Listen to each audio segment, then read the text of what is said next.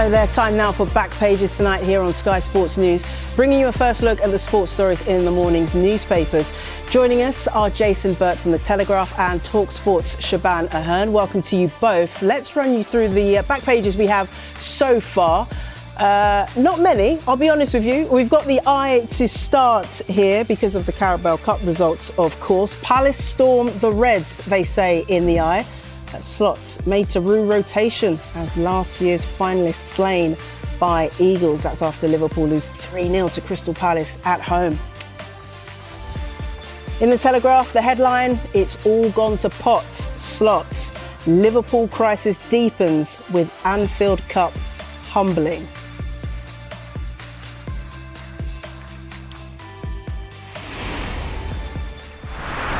Yeah, so let's start with Liverpool then and that Carabao Cup result. They've lost 3-0 to Crystal Palace at home in front of the Anfield fans. It's now 6 defeats in 7, Shaban, for Liverpool. Is this a crisis?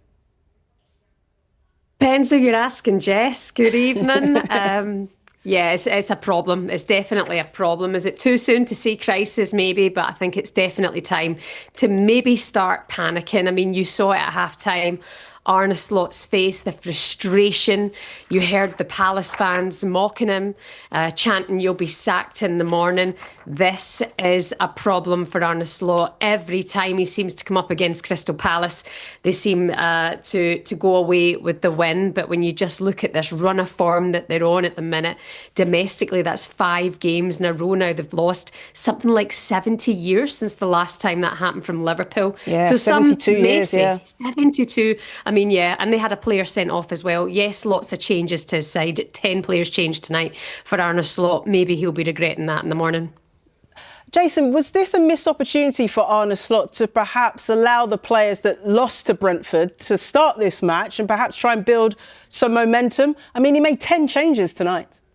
Yeah, and I think that was always going to be a risk simply because of the situation at the moment. If you look at the upcoming games, though, they've got Aston Villa, then they've got Real Madrid, then they've got Manchester City. So normally you'd say, OK, fine, it's OK to rotate. It's OK to rotate heavily in a competition that's a lesser priority. But because of the situation they're in, going into this game with four defeats in the last 5, 4 defeats in domestic competition in the Premier League, to go into this game and then lose again, not just lose, but lose heavily against a team who do seem to have a little bit of a bogey side for them, is pretty bad. If you look at the end of the game, there was an awful lot of empty seats in Anfield. That's really rare. I mean, I've been there many, many times. You don't usually see that many empty seats at Anfield.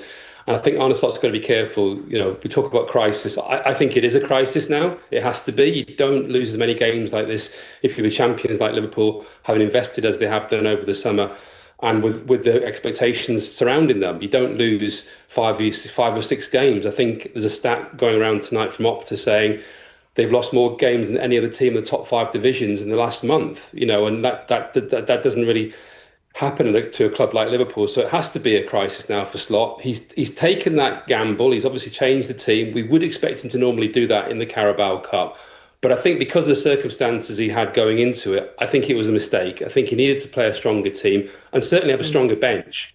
And I think he didn't give himself much chance there against the Crystal Palace side, who obviously smelt blood and went for it. Yeah, and this is the 3rd time in 11 weeks that Crystal Palace have done one over on Liverpool. Shaban, what do we think about recruitment then? Because so much was made of how many hundreds of millions Liverpool spent in the summer, and you expected that Liverpool side to come out at the start of this season and be even more rampant than they were last season. But that just really hasn't materialised. Do they need to look at their recruitment strategy, perhaps? I mean, yeah, it's not worked. I mean, the thing is, they've spent so much money. They've brought in some very good players. I mean, you look at Ekitike in his first game in a Liverpool shirt, you thought, OK, he's going to hit the ground running. He did his job, he scored, and he got off to a very, very good start. Alexander Isak's the one I think we're all looking at the moment and going, how's that not worked? You know, you can go and do it in the Premier League. You were doing it for Newcastle all season before, and it's not really seemed to hit the ground running. But in the end, do you look and go, was that a bit of a vanity signing maybe for Liverpool? In reflection, had they recruited properly, should they have gone on all in and got Mark Guéhi, you know, and they'll be maybe wondering that tonight after another defeat from Crystal Palace. You've got to hand it to them. I mean, they are so good. against Liverpool. Oliver Glasner just knows how to take on the champions at the moment. I just saw Crystal Palace's admin just then. Liverpool again, win again. I mean, Arne Slot must be looking and going, what am I getting wrong here? And yeah, I think the signings just haven't really quite hit the mark. We have to talk about Crystal Palace, though, and how expertly they seem to handle Liverpool. A third win of the season against this team. Palace's Liverpool hat-trick is the headline in the Times. And Jason, they've been drawn against Arsenal in the quarterfinals. They'll be going to the Emirates in the next round. You wouldn't bet against them trying to get a result out of that, would you? No, obviously they only lost 1-0 at the weekend, as they obviously scored the only goal, and nobody will want to play Crystal Palace. Arsenal won't be happy with that draw beyond the fact they're playing at home. It's a tough draw. Palace will fancy themselves.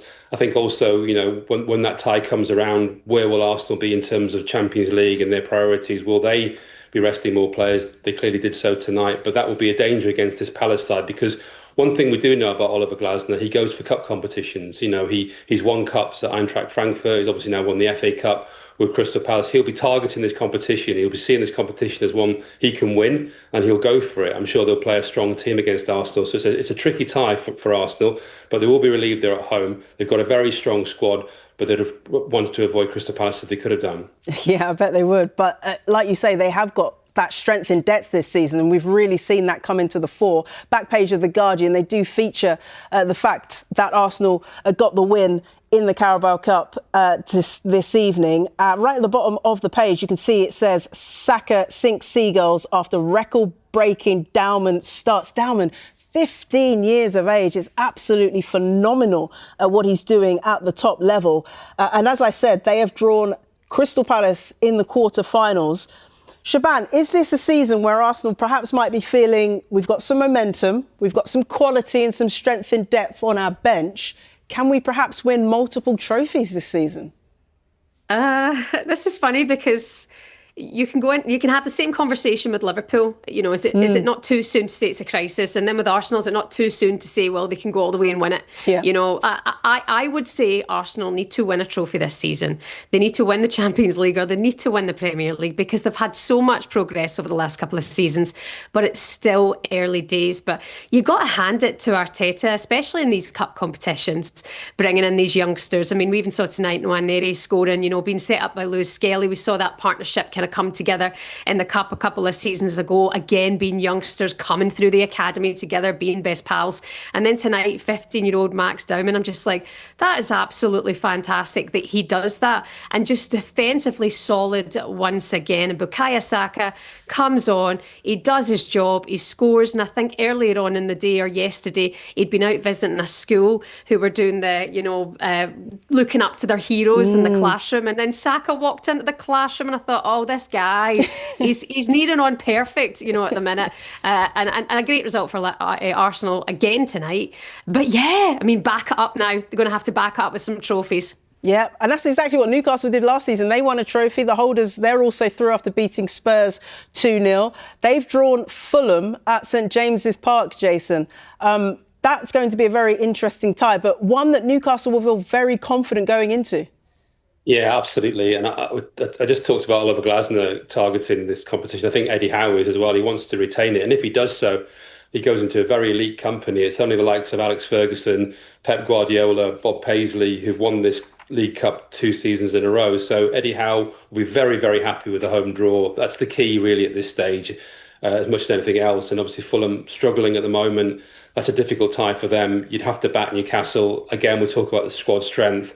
They showed that tonight. They have a strong squad there at Newcastle. They played against Tottenham, who, probably arguably put out more of a first team than they did, but Newcastle had the depth and the qualities to win that game quite comfortably in the end. So Eddie Howe will be delighted that he's got another home draw. And I think of the teams left in the competition, bar Cardiff, I think probably Fulham's the one they would have chosen to play against. Okay, in terms of dramatic nights, I don't know if you're watching at Molineux between Wolves and Chelsea, but my goodness me, we had an absolute yes, Siobhan. Wow is the exact reaction. Chelsea winning eventually that one 4-3. There was a red card for Liam Delap on his return from injury. He hasn't played since August and he gets himself sent off. It's another red card for a Chelsea player. How do you begin to put into words what happened at Molineux there, Shaban? And should we be concerned perhaps with Chelsea's growing red card list? Yeah, yes, and Maresca's fuming, isn't he? He's fuming at Liam Delap. He said in the post-match press conference, that was stupid. He deserved that. I was telling him to calm down. He came in all hot kind of thing. Maybe he was a bit overhyped, making his return to the pitch. And, it was a silly sending off. It was the elbow on Agbadu and, second yellow in something like 10 minutes. It's silly from Liam Delap. He'll know that. He's been on X. He's just sent a tweet saying, I take full responsibility for my actions. I will behave next time. Okay. You look at Enzo Maresca himself, before the international break, and that outstanding win over Liverpool, he's sent off himself for over celebrating, which was a joy to watch for the fans. It was entertaining all the same, but he finds himself then getting a red card in that game. And then there's been 5 sending offs so far this season. So, there's obviously a bit of a discipline issue there. They should be concerned about that. Yeah, and a word on Wolves, Jason. What on earth is going on there? They can't seem to buy a win at the moment. It's another defeat. They haven't won a match in the Premier League, full stop, and they haven't won a game in any competition for 5 matches. How do you explain it? Well, you're looking at that game, I think when they were 2-0 down, even the Wolves fans were singing "You're getting sacked in the morning" to Vitor Pereira. Obviously, in the previous game, there'd been an altercation involving some fans and the manager. We saw the goalkeeper obviously having an argument with fans as well, leaving the training ground. It's just a very, very fraught and unhappy situation there. I think at that stage of the game, and then when it went to 3 goals down, you're starting to really fear for Vitor Pereira. I think the spirit they showed to get back into it, to take it all the way to 4-3, gives them a bit more time. But if you're talking about managers under pressure in the Premier League, I think he is the one most under pressure. It's kind of obvious, the bottom of the table, as you say, they haven't won a game all season. But he did sign a new contract not so long ago. There was a huge show of faith in him. But I think Wolves are in a very difficult situation. They've got some good players, but as ever with Wolves, there's just too much change. Players leave. You looked at it in the summer, again, key players leaving, Mateus Cunha, Rayan Aït-Nouri, very, very good players going to other big clubs for big money, but it just takes them further away from being a team that's stable in the Premier League. And I think with a manager under pressure, that they are in real difficulties now. I think going into the next international break, he really needs to get a win before that if he's going to try and survive at Wolves. I feel he's under an awful lot of pressure now and looks like the manager most likely to go. Yeah, and the pressure will only ramp up unless results improve. Man City, 3-1 winners at Swansea, although we thought there could have been a bit of a shock on the cards when Swansea went ahead early on, but City did as City usually do and came back strongly. They took that 3-1. They've drawn Brentford in the next round, Shaban. I feel like perhaps Man City might be a team going under the radar somewhat, both in the Premier League and maybe in this cup competition as well. Possibly, yeah. I mean, you can never underestimate Pep Guardiola or Manchester City. And at the end of the day, it was a sluggish start for them tonight. But they show their quality, they show their depth, and they go on and get, in the end, a convincing win. Manchester City. The thing is, though, Brentford, they're surprising teams. They're surprising everyone so far this season. Keith Andrews, they're all about the long balls and scoring goals from set pieces. Brentford have been so impressive this season. I don't know. I wouldn't quite say if you're Manchester City, you would be feeling overly confident going into that game. Yeah. OK. We'll keep an eye on that, and we'll take a quick break right now. When we come back, we'll look at more of the sports stories in the morning's newspapers, including this in the Sun: Kevin De Bruyne's World Cup battle after injury. Stay with us.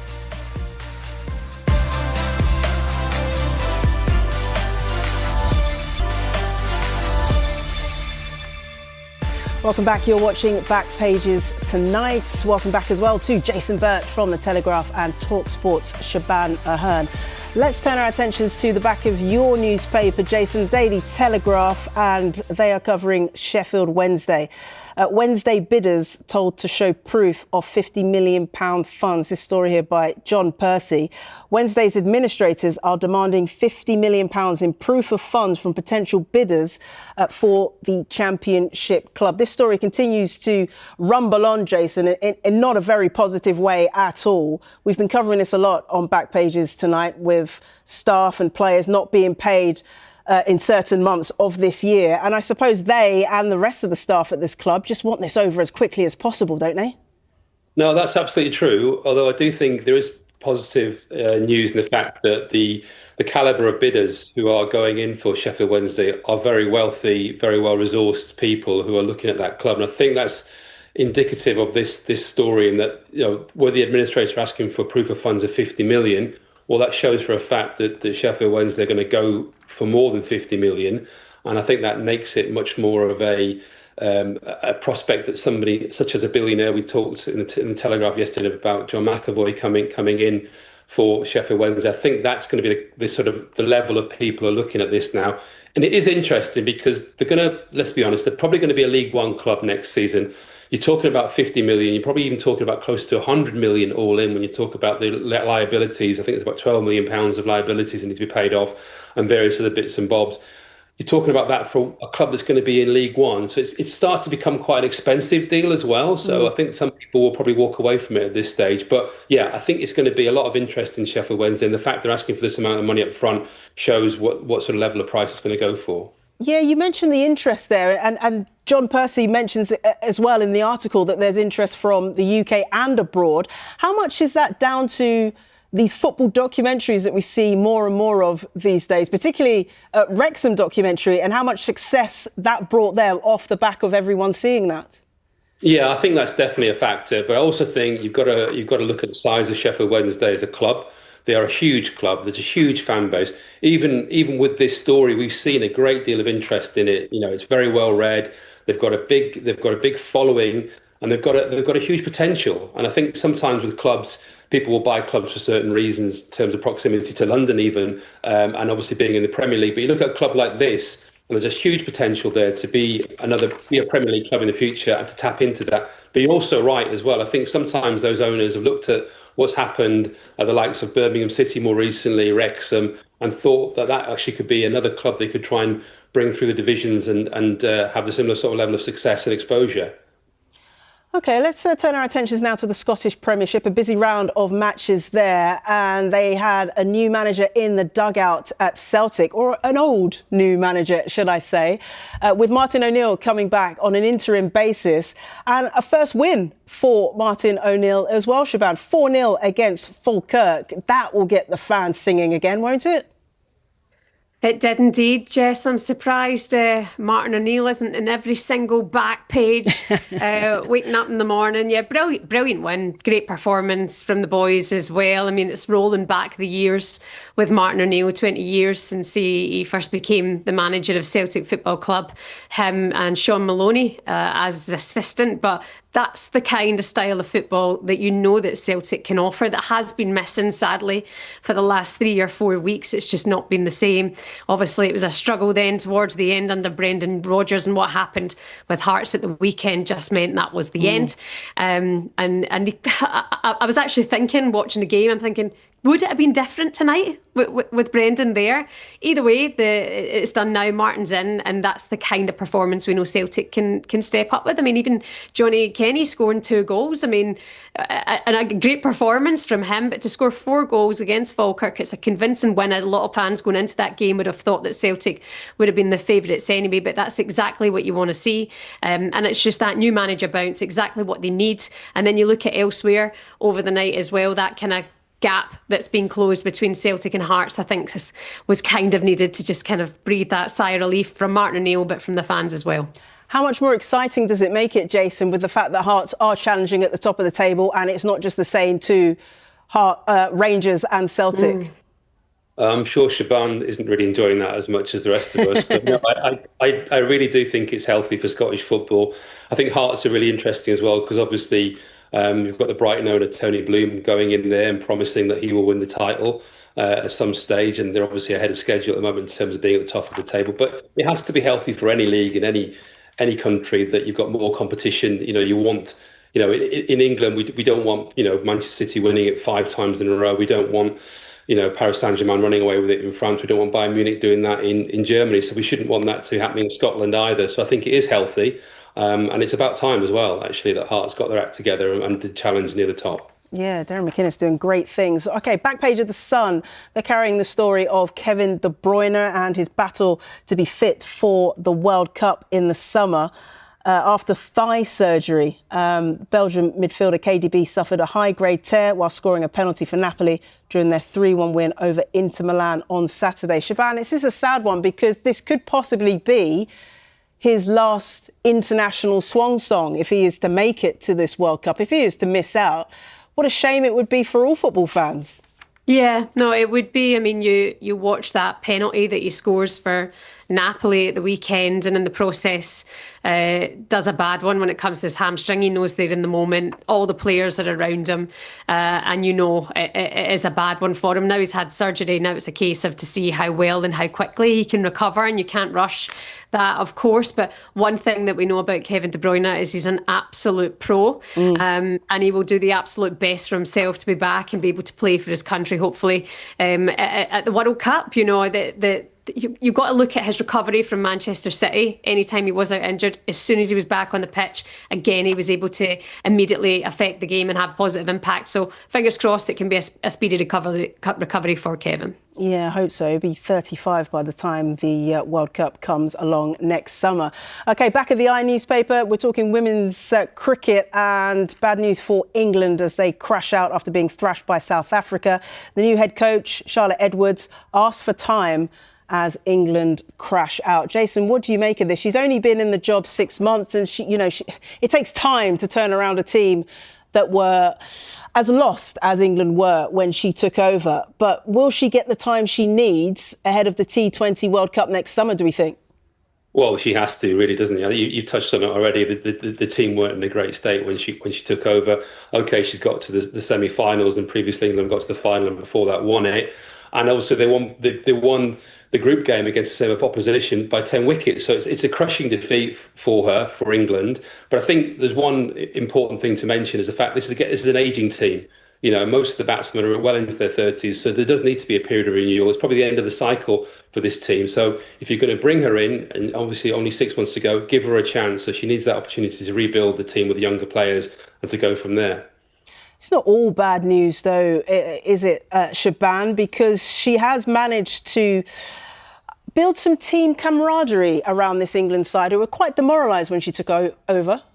Yeah, and obviously that's important. Of course, it's crucial to being in charge of the team, but not showing up when it matters is also more important. And to go out in this fashion is so disappointing. I'm just reading a quote here that this defeat matches their worst result in the competition since a group stage exit 25 years ago. Yeah. So it's going to take time. Obviously, they're going to need their time to heal and crack on from that, but just sad in the way that they exit the competition. Yeah, it is. Shaban, Jason, thank you very much for your company.